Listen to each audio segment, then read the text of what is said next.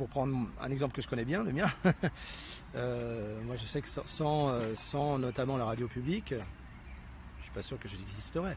Je suis pas sûr que j'aurais eu une existence artistique aussi longue. Donc je dois à la radio publique notamment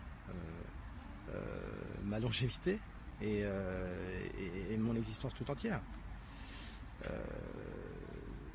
C'est avéré quoi. Donc je dirais c'est un peu le même système que c'était dans le cinéma. Pascal Ferrand il y a quelques années de ça avait parlé des films du milieu en disant que selon elle le problème du cinéma c'est que de plus en plus il y avait le mainstream, la marge, mais qu'il n'y avait plus ces films un peu intermédiaires, les films du milieu, donc qui faisaient un peu la jonction, qui étaient des films qui marchaient un petit peu suffisamment pour voilà, pas que les producteurs soient pas sur la paille, et en même temps qui faisaient pas non plus des millions d'entrées.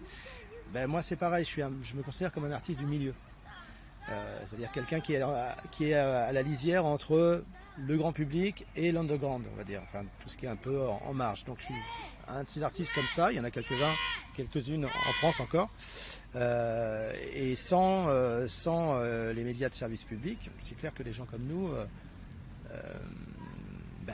on aurait une possibilité d'existence qui serait bien moindre. Et donc on serait pas du tout dans le milieu, mais on serait dans la marge totale, quoi. Et donc il y a des émissions aussi je pense à des émissions de télévision, par exemple comme Culture Box pour ne pas la nommer, où il y a une liberté assez totale de programmation. Moi je l'ai fait récemment pour un spectacle un petit peu on va dire multigenre entre la musique, la bande dessinée, etc. J'ai été faire avec des camarades musiciens une espèce de représentation très courte, une idée du spectacle. On nous a rien demandé, et on avait totale carte blanche. Et ça c'est rare. Et c'est pas sur des médias privés qu'on a ce genre de choses.